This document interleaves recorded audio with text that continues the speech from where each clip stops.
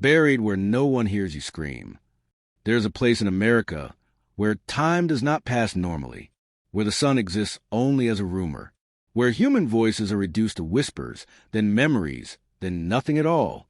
This is not a myth. This is not a conspiracy theory. This place exists, carved into high desert Colorado, surrounded by razor wire, sniper towers, and silence, so deep it feels alive. This is ADX Florence. Officially, it is called the United States Penitentiary Administrative Maximum Facility. Unofficially, it is known by another name, the Alcatraz of the Rockies. But to the men inside, it is something far worse. It is the last stop. No parole, no rehabilitation, no second chances, only containment.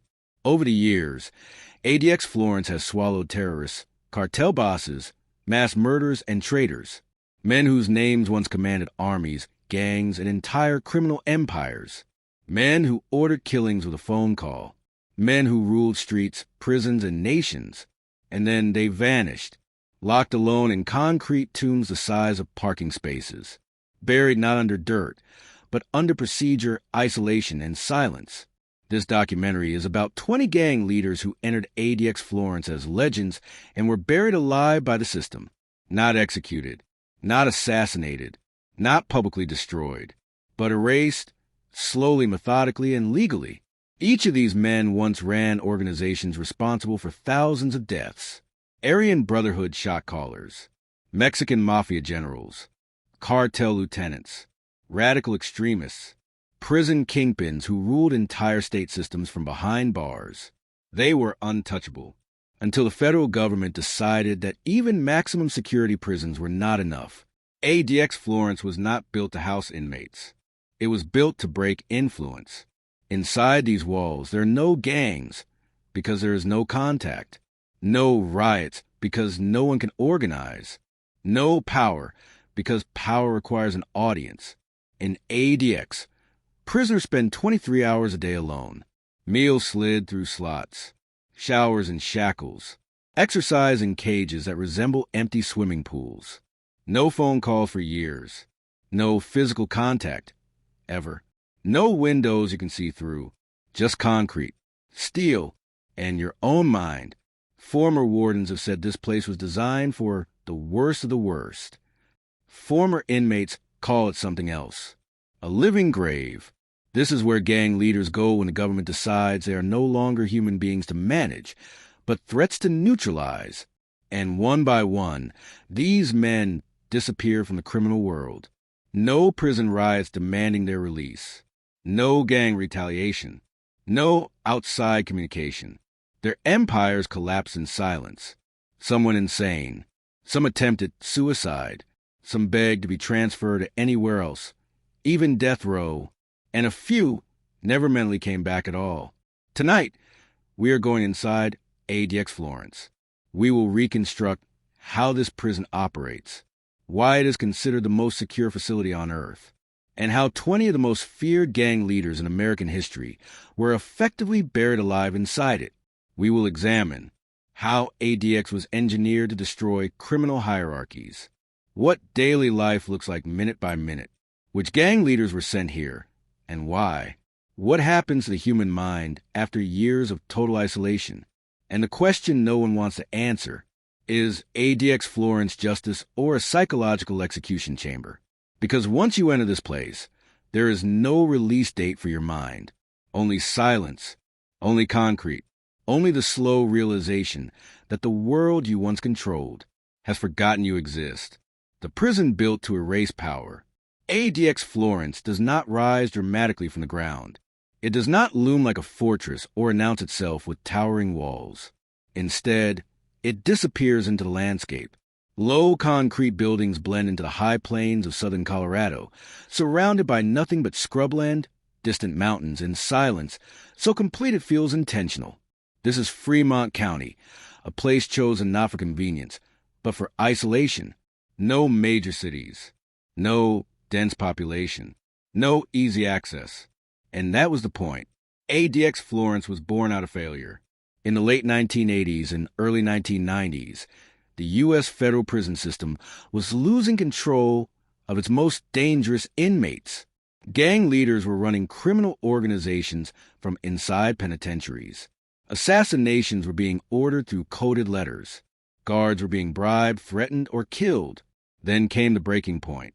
In 1983, 2 correctional officers were murdered at USP Marion in Illinois, a prison that was supposed to be secure. The killings were brutal, deliberate, and symbolic. They sent a message the Bureau of Prisons could no longer ignore. Maximum security was no longer enough. USP Marion was locked down permanently. Prisoners were confined to their cells almost full-time, an early experiment in extreme isolation. And it worked. Violence dropped. Communication collapsed. Gang hierarchies began to fracture. The lesson was clear. If you isolate the leadership, the organization dies. But Marion was never designed for a permanent lockdown. It was a retrofit, a temporary solution. The government needed something else, something permanent, something absolute. So in 1994, the United States opened ADX Florence, not as a prison in the traditional sense, but as a control unit facility. Its mission was simple and ruthless: remove the most dangerous inmates from the prison system entirely and neutralize them through isolation. No rehabilitation programs, no vocational training, no hope-based incentives. ADX Florence was not about changing behavior. It was about ending influence, engineered for control. Every inch of ADX Florence was designed backward, started with the assumption that every inmate is a mastermind. The cells are not cages. They are reinforced concrete boxes poured in place with walls nearly a foot thick. Each cell measures approximately 7 by 12 feet. Inside, a concrete bed molded into the wall, a thin mattress, a stainless steel sink-toilet combination, a desk and stool, also concrete, and a narrow slit of a window, angled so you cannot see the sky or horizon. That window is intentional. It prevents inmates from tracking time. No sunrise, no sunset, no seasons, only light or darkness. The doors are solid steel, controlled electronically from a remote command center. Guards do not open them manually. There are no bars to rattle, no windows to scream through. Every movement is planned. Every door opens on a schedule. Every interaction is controlled. Even the air is regulated. Microphones are embedded in the walls. Cameras watch from corners you cannot see. Some former inmates believe the cells are bugged 24/7, and whether that is true or not hardly matters. The belief alone is enough. The buried hours. Prisoners at ADX Florence spend 23 hours a day alone. 1 hour is allocated for recreation. But recreation here does not mean a yard. It means being escorted in shackles to an outdoor concrete pen, sometimes called a dog run. A tall cage with mesh overhead, just large enough to pace in circles. No contact with other inmates. No conversation. No equipment. Just walking, or sitting, or staring at concrete.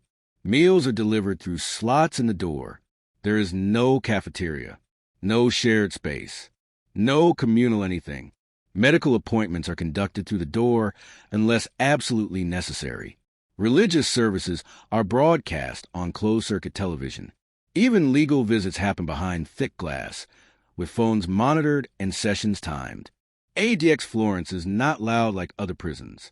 It is quiet, unnaturally quiet. Former staff members describe it as a place where sound feels dangerous. Even coughing too loudly draws attention. Even shouting feels pointless, because no one is close enough to hear you. And that silence does something to the human brain. Why gang leaders end up here. ADX Florence is not for first-time offenders. It is not even for typical lifers. It is for inmates who are too dangerous to be allowed power, even inside prison. Gang leaders are a special problem. They do not need physical contact to rule. They use reputation, fear, and structure. A note, a look, a message passed through 3 hands. State prisons tried everything. Transfers, segregation units, protective custody, rotational housing. Nothing worked. So when the federal government indicts a gang leader and believes that even prison walls will not contain him, ADX Florence becomes a final option. This is where Aryan Brotherhood shot callers disappear. Mexican mafia generals lose their lines of communication. Cartel lieutenants vanish from their networks. Extremist leaders are silenced permanently, not executed, but functionally removed from existence. Once inside ADX, an inmate's classification score determines everything, and for gang leaders, that score rarely improves. Years pass, decades pass, transfers out are rare, releases are rarer. Many will die here. The first cracks. What the Bureau of Prisons did not fully anticipate was the psychological cost. Human beings are social by design. Strip away interaction long enough, and the mind turns inward violently. Former inmates have reported auditory hallucinations, visual distortions, memory loss, panic attacks, inability to speak fluently, obsessive behaviors, self-harm. Some stop talking altogether. Others scream for hours, not at guards, not at enemies, but at nothing. Gang leaders, men who once commanded armies, began to unravel alone in rooms barely larger than coffins. And that is where the phrase began to circulate, quietly, unofficially, among inmates and staff alike. Buried alive. Not dead, but no longer alive in any meaningful way. In the next chapter, we will begin naming names.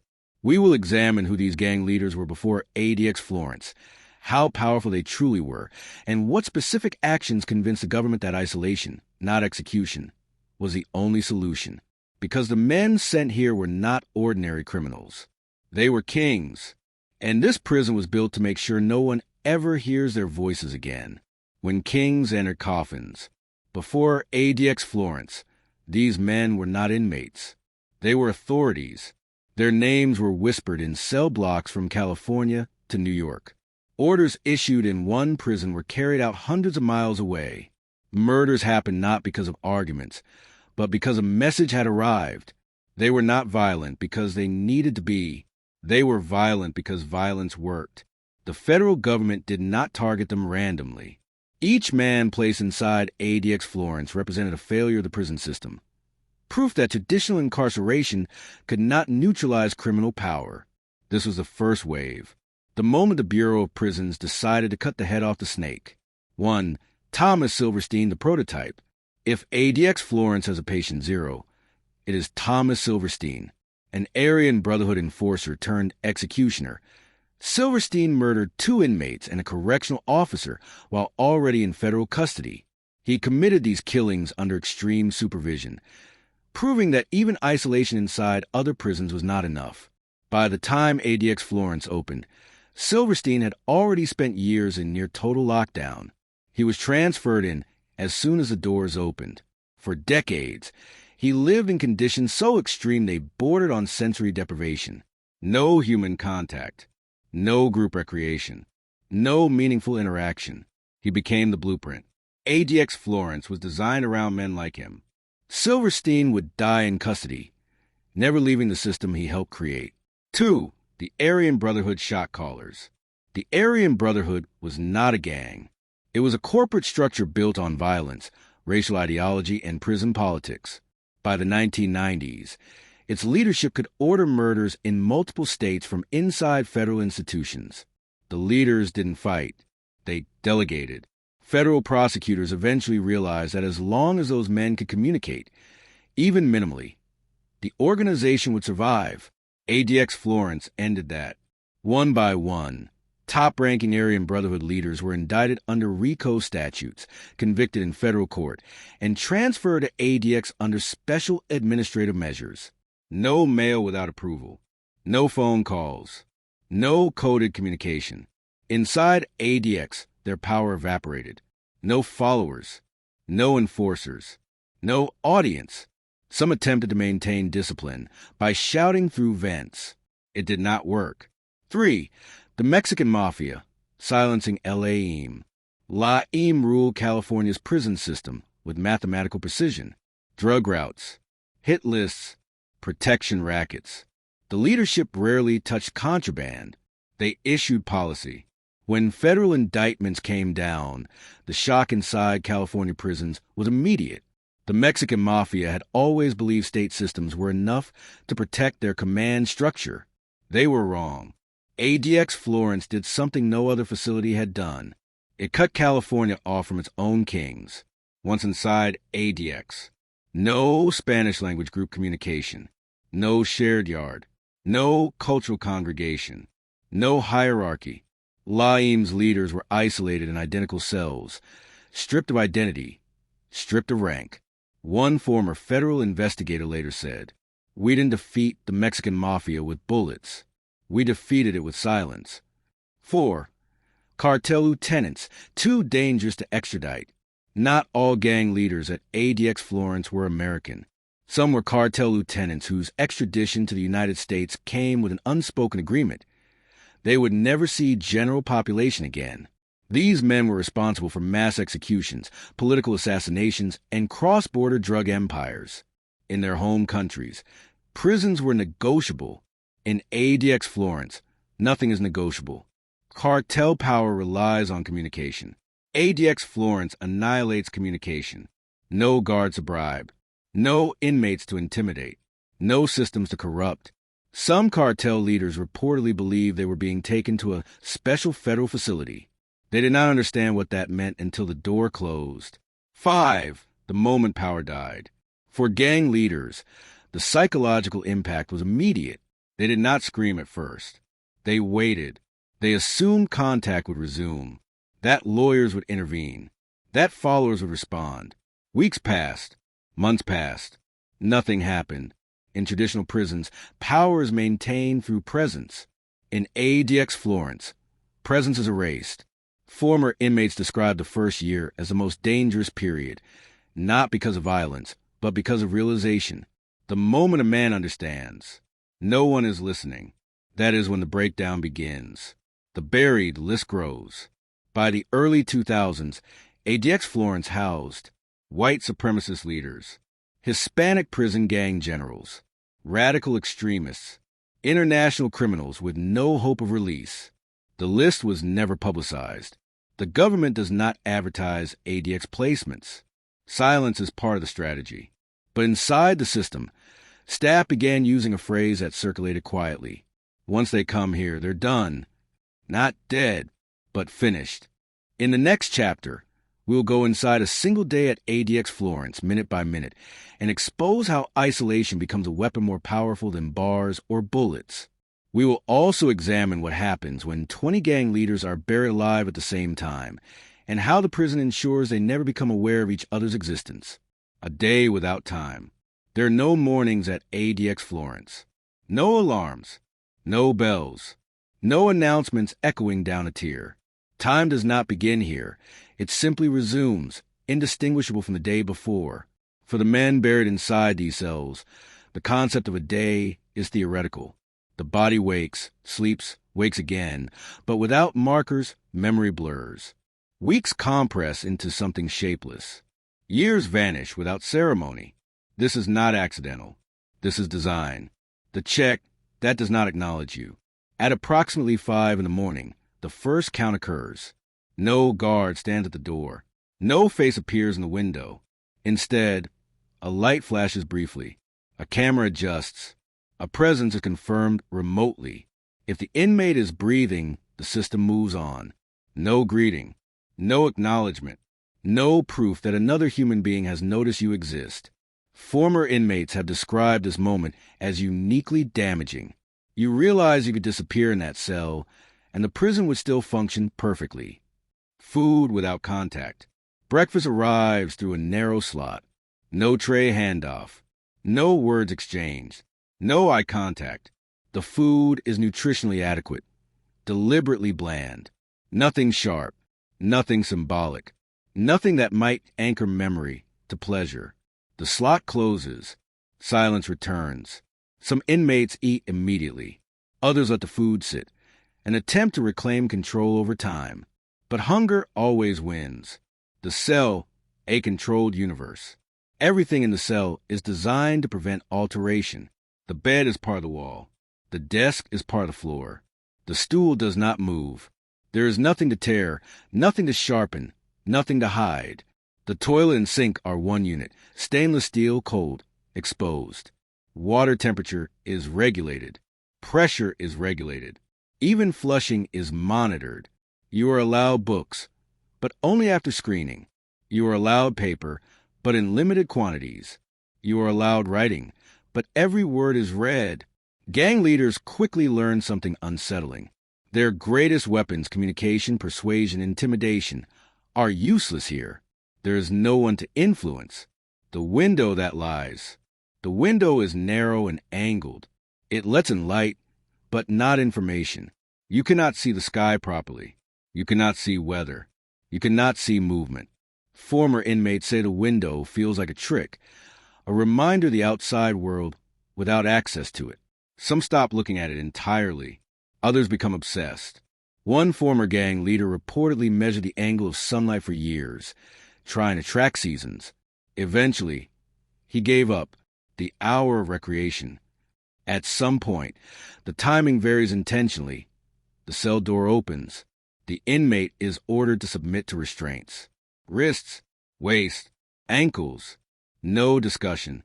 The escort happens without conversation. No insults. No threats. No humanity. Just procedure. The recreation cage is outdoors, but barely. Concrete walls. Mesh ceiling. Open enough to feel air. Closed enough to feel trapped. There is no equipment. No weights. No balls. No interaction. Some walk in circles until dizzy. Some sit. Some stare upward through the mesh. The closest they will come to the sky. After exactly 1 hour, the process reverses. Back to the cell. Back to silence. The mind under pressure. For gang leaders, this is where the damage begins to accelerate. These men are accustomed to constant feedback. Fear, respect, reaction. Their identity is reinforced through others. ADX Florence removes that mirror. The mind turns inward. Thoughts loop. Memories replay. Regrets magnify.